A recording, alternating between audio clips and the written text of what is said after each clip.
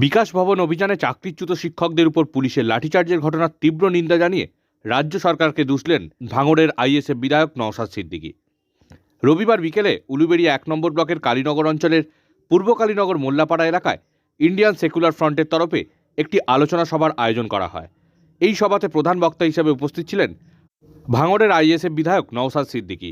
এদিনের সভায় বক্তব্য রাখতে গিয়ে তিনি বলেন, এই বাংলায় শিক্ষকরাও নিরাপদে নেই, এই দুর্নীতির দায় সরকারের। তিনি ওএমআর পাবলিশেরও দাবি জানান। পাশাপাশি এদিনের সভা থেকে পায়েলগাঁও ইস্যু নিয়েও মুখ খোলেন ভাঙড়ের বিধায়ক। হচ্ছে লাঠিচার্জ হচ্ছে, মাথা ফাটছে, শিক্ষকদেরকে যে তুলে নিয়ে চলে যাচ্ছে। যে কোন বাংলাতে আমরা আছি, আমরা কোন বাংলাতে বসবাস করছি যেই বাংলায় শিক্ষকরাও নিরাপদে নাই? কার হাতে আমরা দায়িত্ব তুলে দিয়েছি? আজকে কি শিক্ষকদেরকে ওখানে গিয়ে আন্দোলন করতে হতো যদি না তাদের চাকরিগুলো বিক্রি হতো? দুর্নীতি করেছে বলে সবাই বাতিল হয়েছে, বুঝতে পারছেন ভাই? প্রথম তো রাজ্য সরকারের দুর্নীতির জন্য, বঞ্চনার জন্য আজকে তাদেরকে রাস্তায় বসতে হচ্ছে। দ্বিতীয়, তারা যখন রাস্তায় বসছে তাদের উপর আক্রমণ করেছে। আমরা তীব্র নিন্দা জানাচ্ছি। এটা তো সহজ ব্যাপার। যারা কোর্ট বারবার বলেছে কারা অবৈধ পন্থা অবলম্বন করে চাকরি পেয়েছে তাদের লিস্টটা দাও, তাদেরকে বাদ দিয়ে দেবো। যারা বৈধ পন্থা অবলম্বন করে, সে রামের ছেলে হতে পারে, রহিমের ছেলে হতে পারে, আমার দেখার দরকার নয়। যদি মনে করেন নওশাদ সিদ্দিকী রহিমের ছেলে অবৈধ পন্থা অবলম্বন করে চাকরি পেয়েছে, চুপ করে থাকবো? আমি কিন্তু চুপ করে থাকবো না ভাই। ও রহিমের ছেলেকেও আমি ছাড়বো না, রামের ছেলেকেও ছাড়বো না। বৈধের পাশে থাকবো, অবৈধের বিরুদ্ধে লড়াই আমার।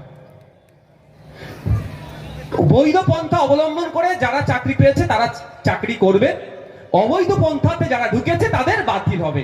কোর্ট বারবার কথা বলছিল, কিন্তু একটা আইনের ভাষায় কি আছে জানেন? যে ১০০ জন অপরাধী ছাড় পেয়ে যাবে, একজন না নিরাপদ না অপরাধী হয়ে যায়। মানে একজন ভালো মানুষ অপরাধী না হয়ে যায়, তাতে ১০০ জন অপরাধী ছাড় পেয়ে পাবে।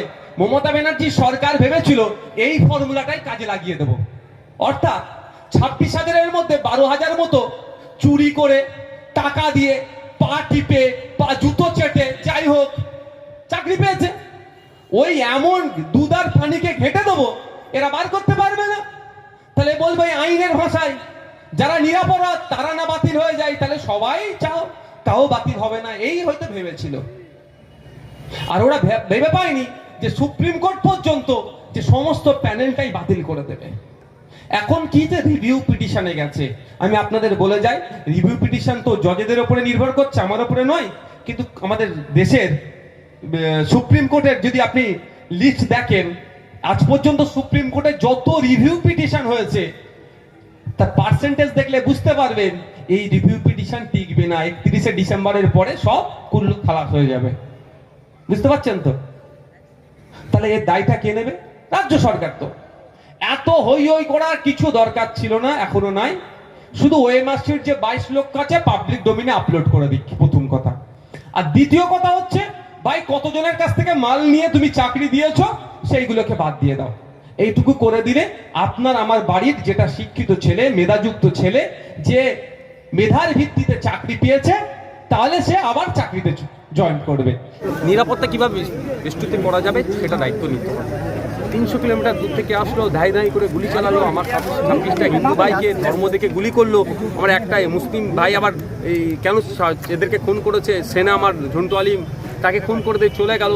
যারা খুন করলো তাদেরকে এখনও কেন খুঁজে পার করছে না? এটা কিন্তু মোদী সরকারকে জবাব দিতে হবে, এটা কিন্তু জানাতেই হবে।